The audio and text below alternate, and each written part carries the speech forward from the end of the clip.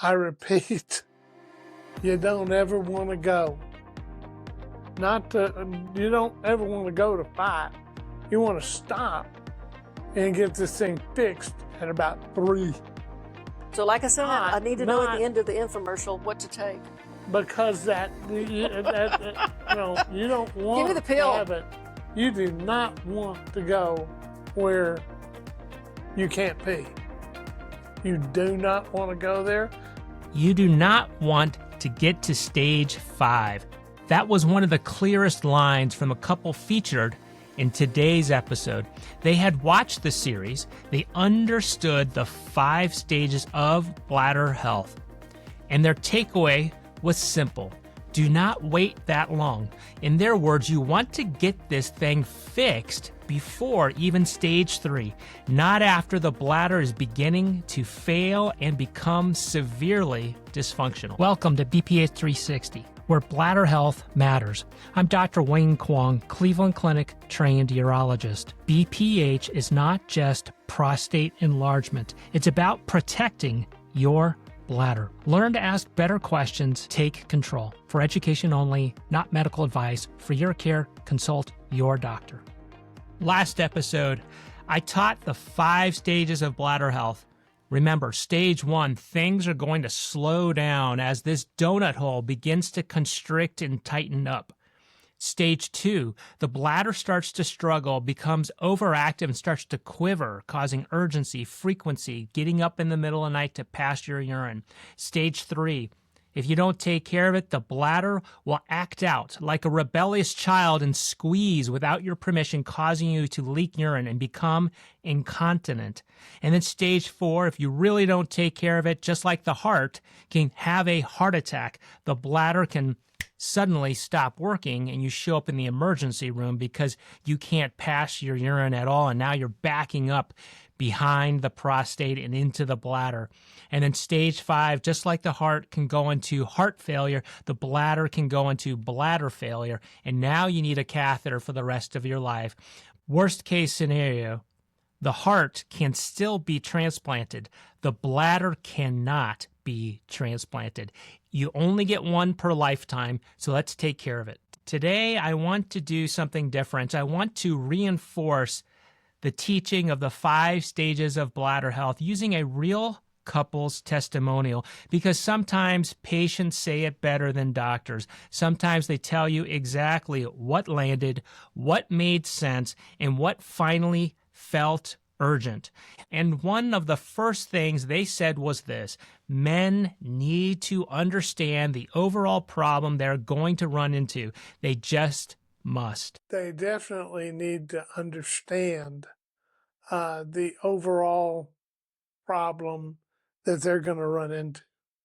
They just must. This episode follows a very simple train of thought. First, now I get it. Second, something was wrong. Third, this can get very bad. And fourth, do not wait until stage 5. If you are trying to teach men about bladder health, here is the blunt truth. If they do not understand the big picture, they will not act on the problem. One of the strongest parts of the testimonial was not about a medication, procedure, or diagnosis. It was about understanding. The couple said what helped most was the fact that the videos used visuals and plain language instead of burying them in medical terms. You all know so much more than the average man, and we need you to be sharing that information. Remember, we talked about BPH. We also talked about PBO, prostatic bladder obstruction, a better way to talk about how the bladder is being obstructed by the prostate. Prostatic bladder obstruction.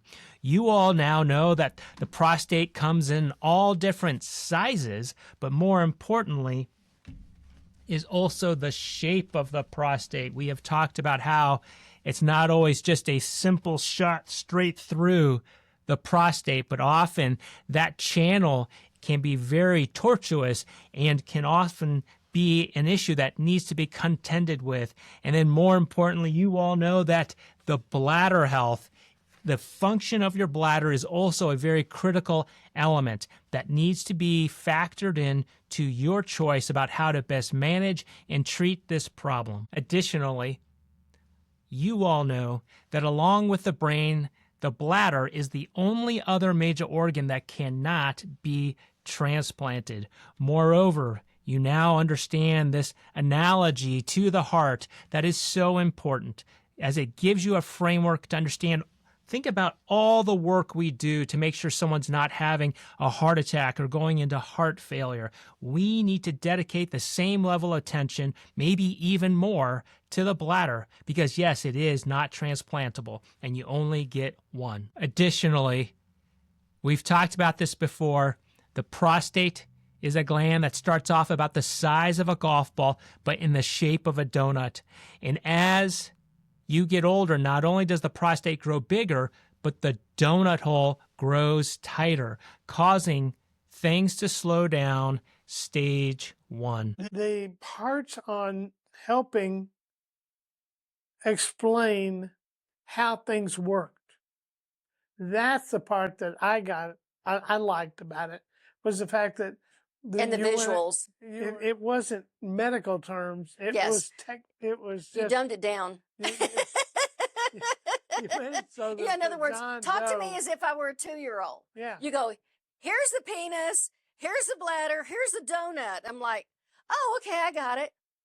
You know, and when using simple language for education, we're just trying to be effective in educating men about their condition. Because if a man cannot picture the bladder, the prostate, and that channel in between, then enlarged prostate stays abstract. It's simply a label, not a warning.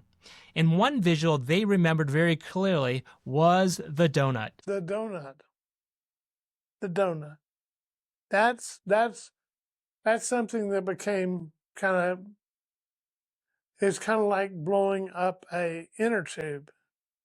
As it expanded, it went both in and out, not just out.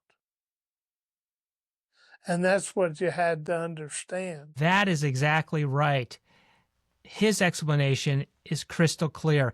A lot of men think that prostate growth is only an outward issue, but the problem is that growth can alter the channel and the geometry of obstruction. That is why symptoms can worsen. That is why the bladder has to work harder. That is why the 5 stages of bladder health matter. The first priority when you are working with your urologist or primary care provider is not fear. It is clarity of understanding. If a patient finally says, okay, I get it. If a light bulb goes off for you, you have now opened the door to action. Quick pause because this matters. This channel is built around one idea. Better bladder health starts with better data for better decision making. If you're a company working with diagnostics, therapeutics, or technologies that genuinely improve how we evaluate and manage and protect the bladder, there's an opportunity to become a founding partner of BPH 360, not to advertise, but to help move the standard of care forward through education. Now let's get back to the episode. When we reach that point of illumination and clarity of thought, that is where the 5 stages stop being just educational, but now becomes personal, because now you can use the staging system to understand where your symptoms are in relation to the 5 stages of bladder health. Stage 1 may just be the annoyance of a slower flow. Stage 2 may be associated with the anxiety that comes with urgency, frequency, getting up in the middle of the night to pass your urine, or having to do simple things like toilet mapping, or having to stop your car ride multiple times as you're trying to drive across to see your grandchildren 4 hours away. But then stage 3, and that is when your symptoms become much more than just an inconvenience. For some men, it's shameful, emasculating. For some men, it causes them to hide in the shadows. It's not okay when men start to leak on themselves, stain their underwears, is a problem, when that bladder becomes a rebellious child. Well, I had made the decision that I knew there was something wrong, and I could not hold it. That was the problem. Yes, this is an accurate description of stage 3, but not just because it's a technical term, but because it's real. It is his reality. And then the testimony gets even more relatable because he actually has a story about an accident that took place outside of his home when the bladder could no longer be trusted. You don't just walk in the door and go, I was at the ATM machine and I had to come home. I went, what? That's not good. Yeah. That is not. Exactly. That is not good.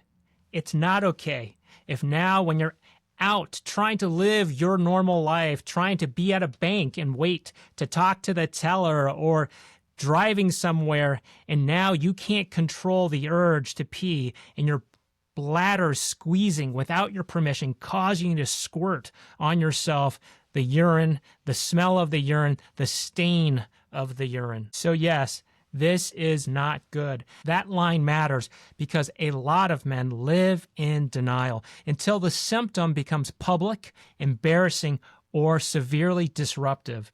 Too many men with that cowboy archetype, with grit and with resilience, will tolerate slowing flow, frequency, urgency, planning around bathrooms. But once the symptoms break through normal life, the seriousness becomes harder to deny. For so many men, it's actually the getting up at night multiple times, because that leads to the exhaustion and unable to be the best version of yourself because you're always fatigued. You're not as sharp, the mental fog. Also, stage 3, the incontinence, the leakage, is such an important igniting stage. It is late enough to actually hurt the quality of your life, but often early enough that you can still have a chance of protecting your bladder health. Too many men are waiting too long. They're waiting for a dramatic event to reach a tipping point before they will ignite. And the goal of the 5 stages of bladder health is to get you to take action before that moment. The testimonial also contains the kind of story that actually changes behavior, not a theory, not an academic warning, but a family story, a family memory. They described watching a relative reach the point where he could barely urinate at all, just dribbling a couple drops, then almost nothing at all. He had entered into stage 4 retention. And so your brother-in-law, he could not pee anymore. Right. peeing. Yeah. Yes. Stop peeing. Yes. I mean, he sat there and he said it was like a dribble.